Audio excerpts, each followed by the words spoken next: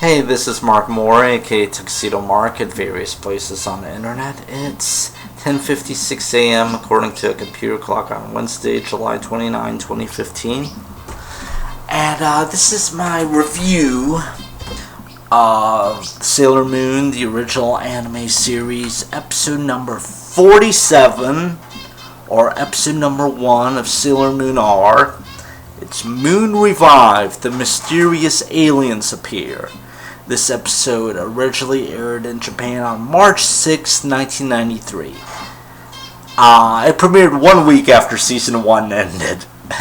Yeah, the Season 1 finale aired on February 27, 1993. So, there wasn't even a break.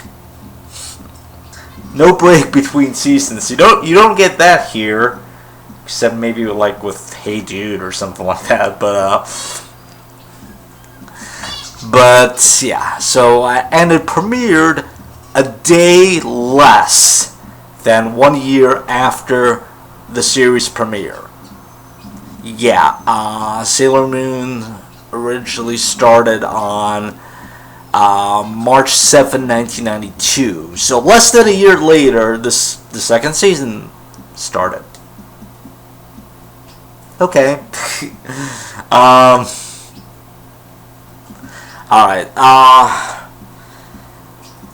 The opening, the next episode preview, actually it starts out sounding like one of those Usagi narrative segments from the first season where she's talking about herself and she gives her age.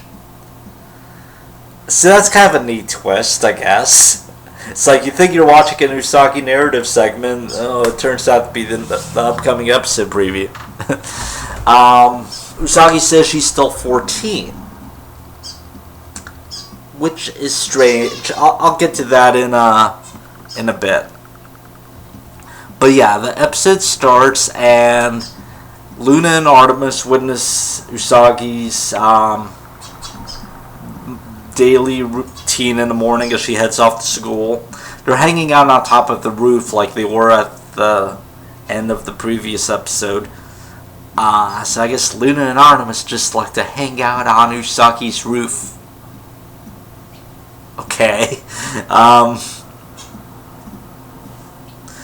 Let's see.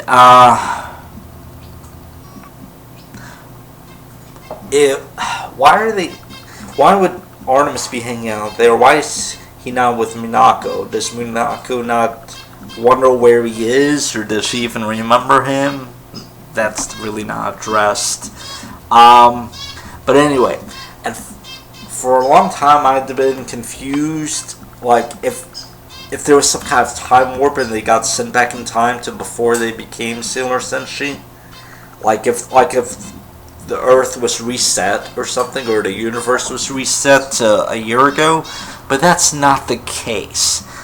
All that happened was the Senshis were... Hi, Kiciu. Yeah, Kichiu's gonna help me talk about Sailor Moon, right, Kiciu? I love you. But you can stay in my lap. Yeah. But no, what happened was the Senshi's memories were wiped, so they don't remember being Senshi. But the odd thing is, they don't remember meeting each other. Hey, no, not the necklace, Kiciu. Kiciu loves my necklace. He likes to grab it. But yeah, so their memories were wiped. They don't remember being Senshi. They're just ordinary people, which is just what Usagi had wished for. She wished she was an ordinary girl. So I guess the silver crystal made this possible.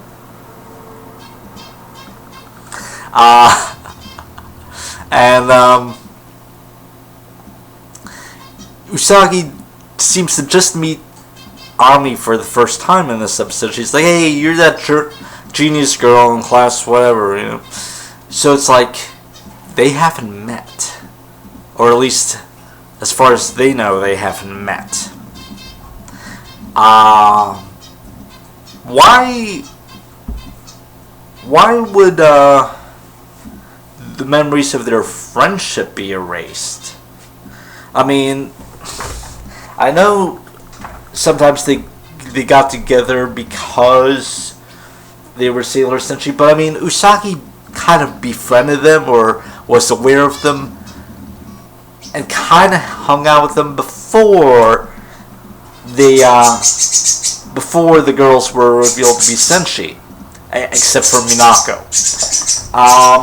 So why was that erased? Wouldn't the Silver Crystal, like, at least keep their memories of them being friends? Like, and just block out the Senshi stuff? It could be selective if it wanted to, right? Why just wipe out everything? I mean, what does Usagi and what do everyone else think they've been doing for the past, I don't know, year or whatever? Luna or Artemis or whoever says it's been 2 months since the battle against Queen Beryl, or against Queen Metalia. So it's 2 months later, even though it's just a week later as far as the viewers are concerned. But yeah, so don't they have like holes in their memory? Aren't they wondering about stuff? Like, I mean, what did the silver crystal put in some fake memories so they don't get suspicious? Or it's weird. I mean, I know people don't remember like their day-to-day stuff, like especially like months later or a year later, but won't they like if they think back to something, won't they go, what was I doing on, you know? But whatever. He just playing with like some purple fake flower or something on the floor. He loves to play with any little thing. You give him anything, and he'll play with it. He enjoys himself so much.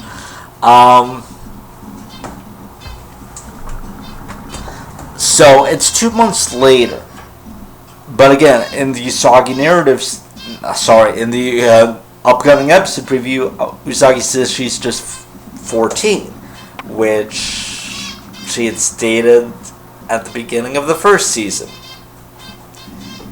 If this episode is moving in anywhere close to real time, which we had been given indications early on that it had been, I mean, is there a 2 month jump and it's supposed to be May now? Or is it a 2 month jump to get up to, like, you know, around the original air date? But whatever the case, it's a day less than a year since she became a Sailor Senshi. Unless that was her 14th birthday, then there's no way that she could be 14 still in this episode. I mean,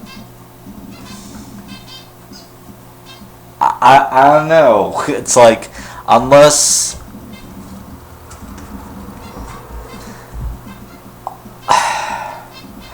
it's just very early in 1993 at this point, but I doubt it. She seems to still be in the same class, like in Miss Haruna's class, and she's still 14. This is why I was so confused as to whether they got thrown back in time or whatever, but they haven't, and things are just the same. Kiciu loves to play with my foot and bite my foot, and Kiciu, stop it. Kiciu, come here. Come here. Kiciu is adorable, right? Right. Kiciu, hi Kiciu. Okay. You're cute. He's trying to kiss me, I think. Okay. So, Okay, what's the plot? Well, these two aliens, a guy and a girl named Isle or Ale, Isle, I think, for the guy, AIL, and On, I guess ANN or just AN for the girl. They crash land. They leave like a big crater in the street or whatever, and then their ship or whatever levitates and goes off somewhere. So they land on Earth, and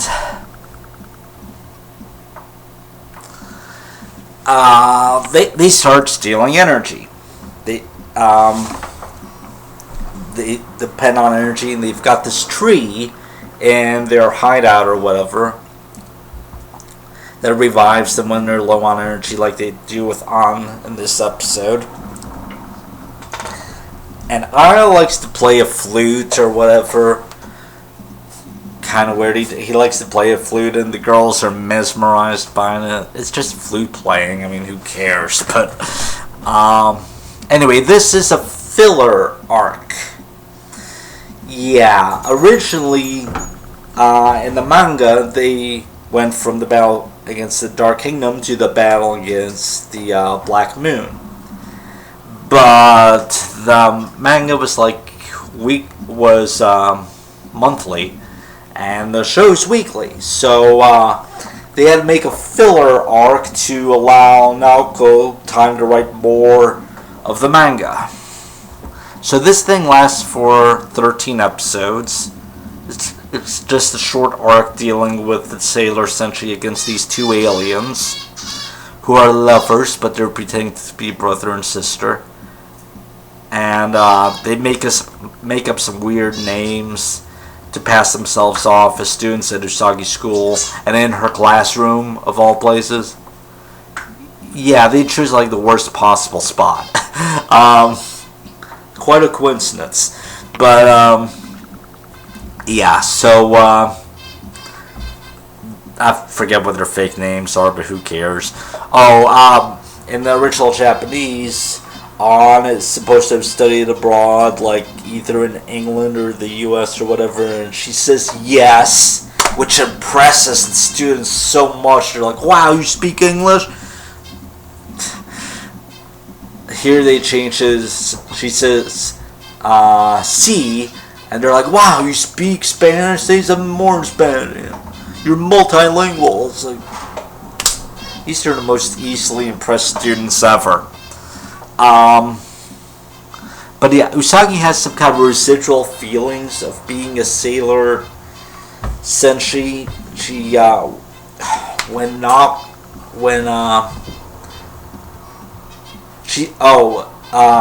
by the way, I don't know if I mentioned it, she says when the girls meet at the crater, a lot of people got woke up by this because it happened at night, and they all go outside to investigate this crater, and they meet each other, or at least some of them meet each other, and Usagi mentions, hey, you're that girl that just transferred in, huh? I mean, just transferred in? No. This is another reason that I was confused about whether they got sent back in time or not, but yeah, Marco's already attending Usagi School, so stuff that happened in the first season still happened. They just didn't remember it, and this episode is really weird about the passage of time. But anyway, she meets Mamoru at the crash site as well, but she already knows Mamoru because he's calling her Bunhead, and she's like, I recognize that voice, and so that part is still there. Whether she remembers it from back then or not, or whether they had run into each other, after their memories were wiped, I don't know. But Mamoru doesn't remember anything about them either, except that he calls her Bunhead, and it's funny. Usagi calls him a butthead. She's like, yeah, well, you're a butthead, and he's like, butthead, really? Um, but anyway, I likes the attention that he gets from the girls, which makes An jealous, but An takes a liking to Mamoru. She doesn't interact with him, she just kind of lusts after him. So yeah, it's one of those things, like, anyway. So, when Naru gets attacked by the Guardian, Isle has An choose a Guardian. He does this flute thing and the Guardian comes to life out of a deck of cards. Yeah. They look kind of like tarot cards, I guess. But anyway, the Guardian comes to life and it's known as Vampire and goes to attack Naru, who's on the phone with Usagi at the moment, and what a coincidence, right? So Naru screams and tells Usagi to help her. Usagi rushes over. I think she might have been holding her phone, like maybe a cell phone or something, but I'm not sure. But it disappears when she and Naru's mom actually burst into Naru's bedroom. Naru's mom passes out.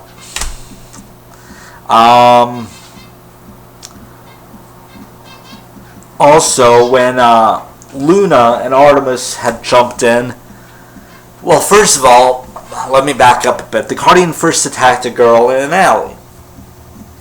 And Artemis is like, what do we do? Do we revive the Guardians? And Luna's like, no, we can't do that. They're normal girls now. We gotta handle this ourselves. And Artemis is like, yeah, I guess you're right.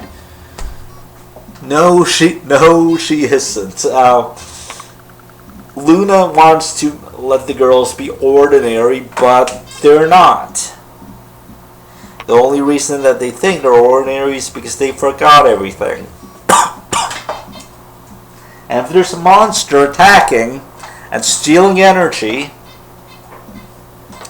the Sentry are the only ones that can predict them. I mean, what does Luna think they're going to do to handle it themselves? Then a second girl gets attacked in an alley, and then Naru gets attacked, and well, Luna and Artemis burst into Naru's room, and Luna's like, wow, this girl sure gets attacked a lot, which is kind of funny. It's like, she says something like she sure gets her energy drained a lot or something like that. Funny observation. Yeah, Naru does get attacked a lot. Wow, there's thunder that's been approaching all morning, pretty much. Yeah, I hope the power doesn't go out. But yeah, so then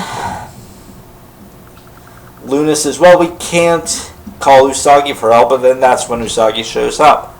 After Naru's mom passes out or faints or whatever, Luna uses her crescent moon thing on her forehead to restore Usagi's memories, because apparently Luna can just do that. Yeah, where'd that come from? But yeah, apparently Usagi, I guess her memories weren't erased, they were just suppressed, which means why she found stuff like hanging out with the girls and saying to the Guardian, I'll punish you. Why that sounded familiar to her. Yeah. So her memories are restored. She remembers everything. Let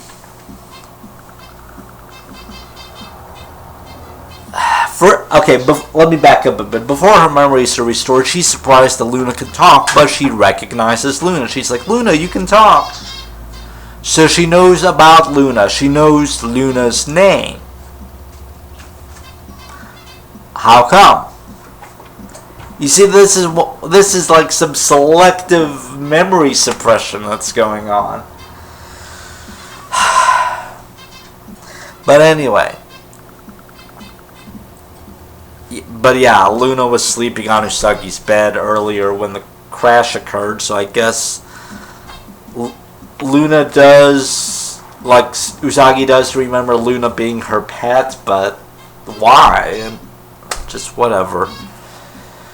Anyway, so after Usagi beats the Guardian and and the card turns black. The picture on the card turns black, and the card, I think, itself turns black. And then Isle and Anne reveal themselves to Usagi, and Usagi doesn't recognize them because they're not in their Japanese school personas.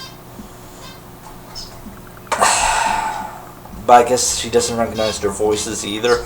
But yeah, one of them mentions that they're like nomadic royalty or royal nomads or some weird crap like that.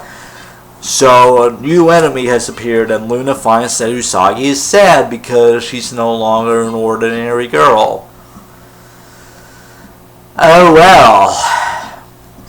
So, yeah, that's the first episode of this 13-episode arc. It's good. We get a new opening title sequence, but still uses Moonlight Densetsu. The closing title sequence is mostly like a bluish newspaper type thing, and only one small rectangular vertical frame that shows any actual picture. It's Usagi standing around and then running, and then she stops by like the ocean and looks out or something. The song is Otome no Policy by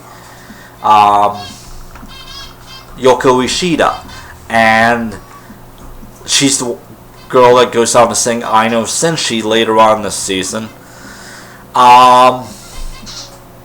And I like the song, and it's cute. And then at the end, the image expands to the full screen when Usagi's looking out at the ocean. It's neat. It's a neat little thing. Kiciu. And so the first I guess story arc of the season. I mean, it's all called Sailor Moon R, but I've heard, and I don't know how official that is, I read, like, way back in the day that in the filler arc, R stands for returns, and in the Black Moon arc, R stands for romance. I don't know how official that is, but yeah, so Sailor Moon Returns followed by Sailor Moon Romance. I don't know. But, it's a good story. It's just that we know that this is a filler arc and it wasn't part of the manga. Doesn't really matter much. At least I don't see any kind of... I mean, the biggest development is their memories were restored, but they didn't really need to lose them in the first place, right? They didn't lose their memories in the manga. That was an anime invention. Usagi didn't wish for like a normal childhood to be a normal girl or whatever. That's all in the anime. But yeah, overall it's good. It's just that I'll be glad when this is over and we move on to the real story. Which... Sailor Moon R, like the Black Moon arc, is kind of one of my least favorites. That, along with the Dream arc, Super S, or Pegasus arc, whatever you call it, simply because of Chibiusa. I don't like Chibiusa, but we'll get to her in a while. So, that's it. That's the first episode of this arc. So I'm kind of repeating myself now. So it's 11:20 a.m. and that's it. Thanks for watching.